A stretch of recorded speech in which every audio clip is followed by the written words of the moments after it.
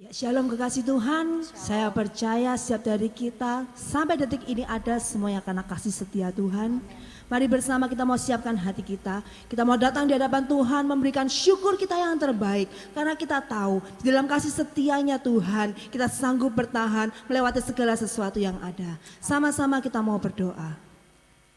Bapa, di dalam nama Tuhan Yesus, mengucap syukur ya Bapa. Dan kami percaya Tuhan setiap penyertaan-Mu selalu nyata buat kami Tuhan. Biar Engkau sendiri Tuhan yang selalu dimuliakan di tengah keadaan apapun juga Bapa. Di dalam situasi apapun juga Bapa. Kami mau tetap memuliakan dan menyembah Engkau semata. Terima kasih Bapa, di dalam nama Tuhan Yesus. Haleluya. Amin.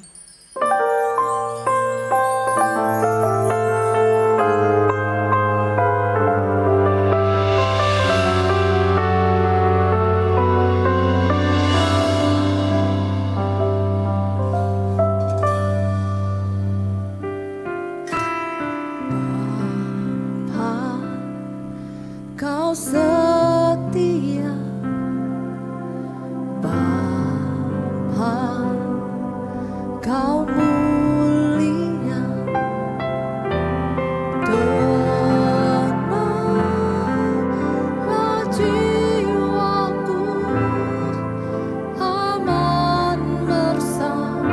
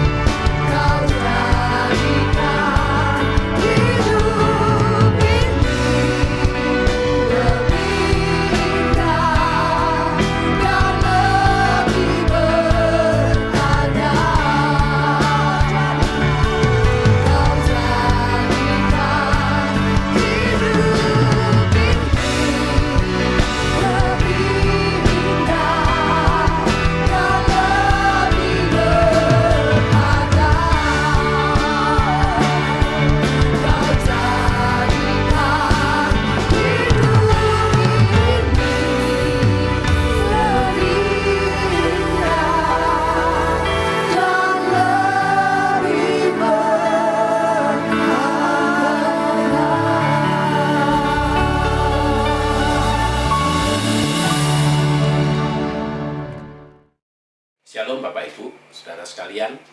Saat ini kita akan belajar firman Tuhan, yaitu dalam Matius pasal 6 ayat 15. Firman Tuhan mengatakan begini, tetapi jikalau kamu tidak mengampuni orang yang bersalah kepada kamu, Bapamu juga tidak akan mengampuni kesalahanmu. Di sini kita belajar di mana bahwa memaafkan ini adalah sangat penting sekali. Pengampunan adalah sangat penting sekali. Karena dikatakan bahwa kalau engkau tidak mengampuni, Bapakmu di surga juga tidak mengampuni.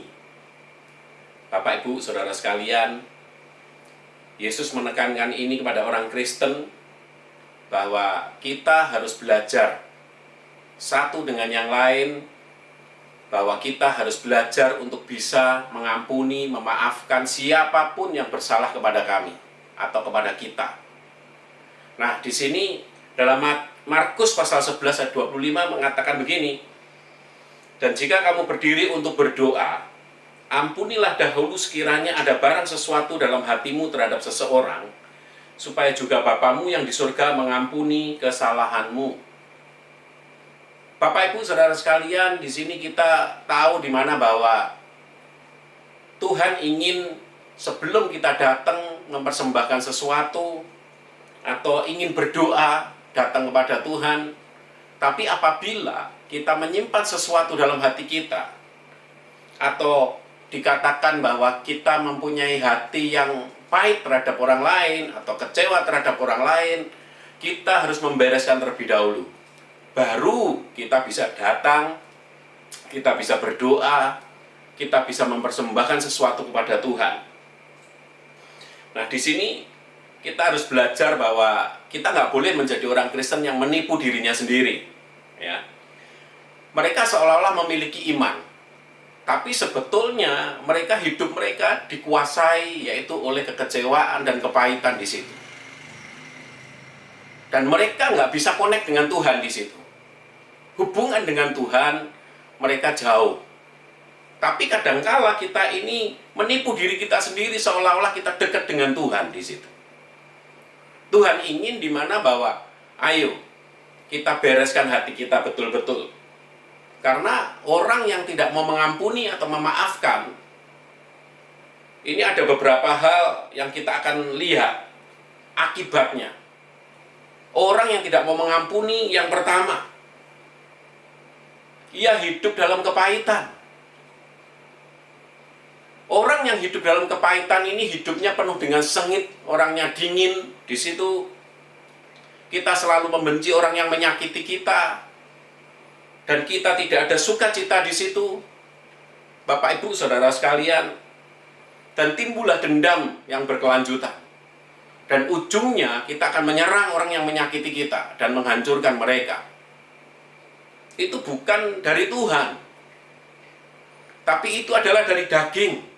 Keinginan daging kita yang berujung maut. Di samping hidup dalam kepahitan, Bapak Ibu, kita menjadi orang yang dikatakan adalah cepat tersinggung. Nah, dikatakan cepat tersinggung ini, orang yang cepat tersinggung adalah orang yang tidak ada damai hidupnya. Pikiran, perasaannya semakin dipenuhi dengan kenangan buruk di situ atau pahit. Isinya adalah duka cita, bukan sukacita lagi, Saudara. Dan tidak ada kegembiraan sama sekali. Orang yang cepat tersinggung di sini, dimanapun dia berada, akan terjadi masalah. Orangnya menjadi orang yang sensitif. Di samping kepahitan, akhirnya masuk ke cepat tersinggung di situ. Kalau dibiarkan semakin parah. Semakin parah hidup dia. Karena apa?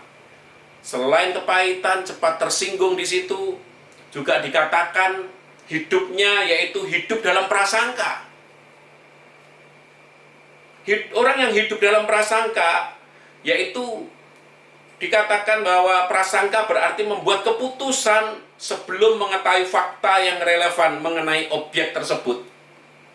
Jadi kadang kita hidup dalam prasangka ini, kita belum mengetahui, tapi kita sudah prasangka buruk dulu. tidak mengetahui kebenarannya, tapi kita sudah berprasangka negatif.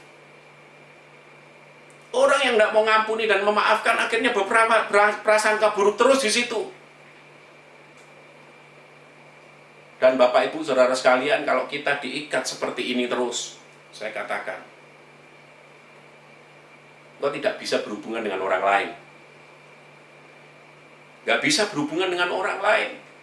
Karena selalu engkau berprasangka negatif pada orang lain. Kalau engkau berprasangka negatif dengan orang lain terus di situ, engkau akan berakibat kehilangan sukacita akhirnya arahnya.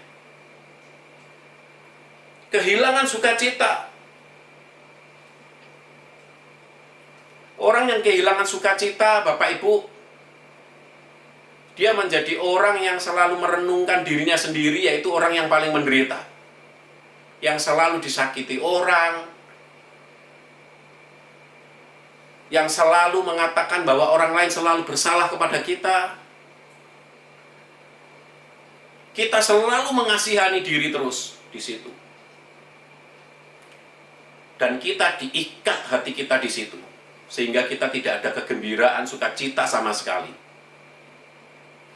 Yang ada adalah kesedihan, kekecewaan di sana. Bapak Ibu, Saudara sekalian, selain kehilangan sukacita di situ, yaitu kehilangan kepercayaan. Orang yang nggak mau mengampuni atau memaafkan. Orang yang penuh keraguan-raguan di situ. Dia tidak mau peduli dengan sesama. Atau situasi. Dia yang dilihat adalah sudut pandangnya dia sendiri, yang negatif itu. Orang yang kehilangan kepercayaan, dia nggak bisa memutuskan benar. Karena apa? Dia selalu melihat sudut pandangnya dia sendiri, tapi secara negatif. Bapak Ibu Saudara sekalian, nah sekarang lalu bagaimana? Cara yaitu mengembangkan karakter mengampuni dan melupakan ini. Cara mengembangkan yang pertama, kita harus sadar bahwa setiap manusia atau orang yaitu pernah berbuat salah, termasuk kita sendiri. Kita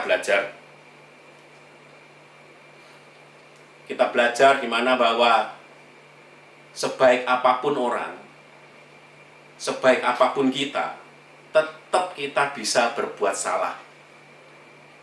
Kita harus belajar di sana. Kalau kita memandang bahwa orang harusnya selalu baik, khususnya terhadap kita atau saya, gak bisa, Bapak Ibu Saudara sekalian.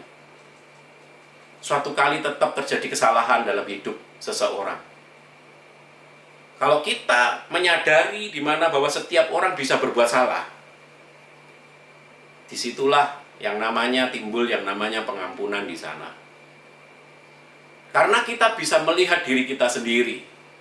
Kita melihat diri kita sendiri pun ternyata juga banyak berbuat salah. Ternyata orang lain pun juga sama bisa berbuat salah. Kalau cara pandang kita seperti itu, saya percaya kita menjadi orang yang tidak gampang kepahitan, nggak gampang tersinggung di situ. Yang ada adalah di mana bahwa kita bisa mengampuni, kita bisa mengerti orang lain di situ. Bapak Ibu Saudara sekalian, Tuhan ingin supaya kita betul-betul tahu tentang hal ini. Kalau engkau ingin betul-betul mau dipulihkan, engkau ada satu karakter yang bisa mengampuni, engkau ada satu karakter yang bisa melupakan di sana kesalahan orang lain. Yang kedua adalah supaya kita bisa mengembangkan karakter untuk mengampuni dan melupakan. Yang kedua adalah berlatih, yaitu mengendalikan amarah dan menerapkan pikiran positif dalam setiap aspek kehidupan. Itu yang kedua. Berlatih mengendalikan amarah dan menerapkan pikiran positif dalam setiap aspek kehidupan. Nah, di sini tentang mengendalikan amarah ini memang kita belajar. Seseorang yang gak bisa mengendalikan amarah, orang itu tidak akan pernah bisa bergaul dengan orang lain atau mengampuni orang lain atau memaafkan orang lain. Karena setiap waktu amarah itu bisa timbul. Dan di saat amarah itu timbul, dia keputusannya pasti salah. Apalagi kalau dia merasa disakiti orang lain, dia merasa diserang orang lain. Kalau dia tidak dapat mengendalikan amarah, pasti dikatakan perkataannya akan menyakiti orang lain juga. Bukan mengampuni atau memaafkan, tapi perkataannya di situ akan terus menyakiti orang lain juga ternyata. Bapak Ibu Saudara sekalian, kita harus belajar yang namanya kesabaran. Sabar dapat diperoleh adalah dengan kita hubungan dengan Tuhan. Kalau kita hubungan dengan Tuhan, kita bisa connect, kita bisa melekat kepada Tuhan. Saya percaya kita akan dipenuhi Roh Kudus di situ, dan buah Roh akan muncul, kesabaran itu akan muncul di sana. Tapi apabila kita tidak bisa mengendalikan, itu pun kita akan dikuasai oleh keinginan daging di situ. Keinginan daging yaitu isinya amarah di situ. Akhirnya terjadi yang namanya perselisihan, pertengkaran terjadi di situ, dan tidak ada pengampunan. Kita harus tahu di mana bahwa hidup kita adalah harusnya kita jadi berkat bagi orang lain. Harusnya hidup kita ini dimanapun kita berada, membuat orang lain bisa sukacita. Tapi apabila kita tidak mau untuk bisa mengendalikan amarah yang ada, dimanapun kau berada, kau gak akan jadi berkat bagi orang lain. Kau akan mendapatkan musuh yang banyak di situ. Namanya pengampunan itu tidak ada lagi di situ. Yang ada adalah pertengkaran satu dengan yang lain. Karena kita tidak bisa mengendalikan amarah. Tapi apabila engkau bisa mengendalikan amarah, engkau sebelumnya berhubungan dengan Tuhan betul-betul. Engkau melekat kepada Tuhan betul di situ. Saya percaya Bapak Ibu, bahwa engkau akan bisa mengendalikan amarah itu karena pimpinan daripada Roh Kudus. Dan pada saat kita bisa mengendalikan amarah, kita akan bisa mengerti orang lain. Dan kita akan bisa memaafkan orang lain. Karena yang pertama tadi dikatakan bahwa orang pasti bisa berbuat salah di situ. Dan yang kedua dikatakan mengendalikan amarah. Ayo kita belajar. Jangan mau keinginan daging dikuasai oleh keinginan daging terus-menerus kita. Sehingga pengampunan tidak ada lagi.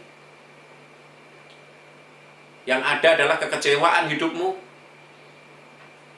Sedangkan di sini dikatakan bahwa kita harus mengembangkan karakter tentang mengampuni ini harus dikembangkan. Tapi apabila engkau tidak dapat mengendalikan amarahmu,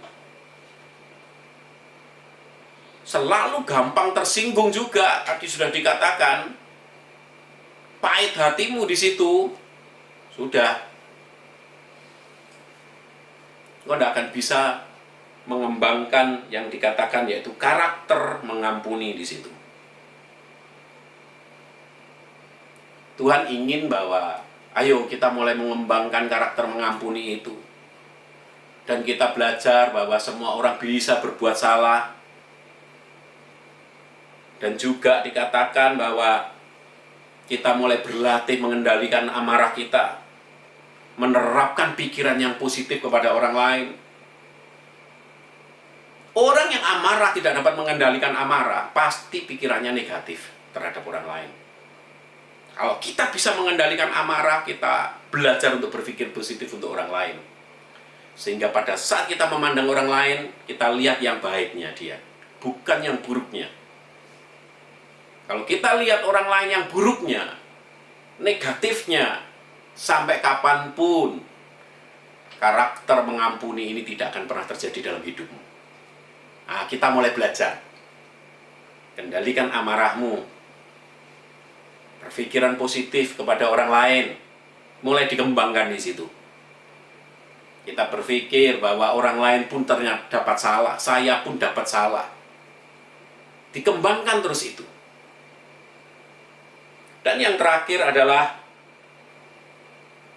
kalau engkau ingin mengembangkan karakter mengampuni adalah belajar berbagi kebahagiaan dengan orang lain. Berbagi kebahagiaan ini sangatlah penting. Karena membagi sesuatu yang harusnya itu kita alami sendiri kebahagiaan itu. Contoh, kita dapat berkat, kita harus berpikir untuk orang lain. Bahwa kita harus membantu orang lain supaya orang lain dapat bahagia juga. Mungkin apa yang kita dapat sukacita, kita mengalami dengan Tuhan, kita bagikan ke orang lain juga. Kita cerita bahwa Tuhan itu luar biasa. Membagikan kebahagiaan ini adalah apa yang kita katakan ke orang lain, membuat orang lain bisa bangkit. Dengan adanya kita di tempat dimanapun berada, itu membuat orang lain bisa sukacita. Ini penting. Jadi bukan kita berada di tempat dimanapun kita berada, ternyata membuat orang nggak suka sama kita. Tidak. Tuhan ingin bahwa dimanapun kita berada, kita jadi berkat. Dimanapun kita berada, di situ ada sukacita dan kebahagiaan. Karena apa? Dampak kita ini, yaitu anak-anak Tuhan. Yang kita sudah mendapatkan bahagia bersama dengan Yesus, itu harus kita bawa kepada orang-orang yang belum bahagia. Di sekitar kita khususnya. Kita belajar mulai Bapak Ibu Saudara sekalian, ayo kita kembangkan karakter mengampuni ini. Kita mulai meningkatkan yaitu tentang kebahagiaan, melipat gandakan kebahagiaan itu. Kita mulai belajar, kembangkan. Dan saya percaya Bapak Ibu, pada saat kita mengembangkan karakter mengampuni ini, kau akan dipakai Tuhan secara luar biasa dimanapun kau berada. Dan Tuhan menyertai kita senantiasa. Firman Tuhan ini tidak saya perpanjang, tapi biarlah firman ini menjadi berkat bagi kita semuanya. Amin. Shalom kekasih Tuhan dimanapun saudara berada. Terkait dengan pandemi COVID-19 yang sedang berlangsung ini, gereja terus bergerak dan mengajak Bapak Ibu Saudara-saudari untuk memberikan bantuan kepada jemaat dan masyarakat yang terdampak secara ekonomi oleh pandemik ini. Bantuan dapat disalurkan melalui rekening BCA 177-187-3222 atas nama Gereja Betani Indonesia Madiun. Dan bagi jemaat yang rindu menabur untuk memberikan persembahan, perpuluhan, ucapan syukur, dan pekerjaan Tuhan di Gereja Betani Kemah Pemulihan Madiun dapat tetap memberikannya melalui rekening BCA 177-185-0222 atas nama Gereja Betani Indonesia Madiun untuk jemaat Madiun dan Nganjuk, atau rekening BCA 177-185-1555 atas nama Gereja Betani Indonesia Madiun untuk jemaat Ponorogo. Gembala Sidang dan seluruh pelayan Tuhan mengucapkan terima kasih untuk taburan yang sudah saudara berikan. Tetap kuat, semangat, setia, dan tetap berserah kepadanya. Tuhan Yesus memberkati. Yang percaya akan kekuatan di dalam Kristus Yesus Tuhan, berikan sorak-sore bagi Tuhan kita. Haleluya!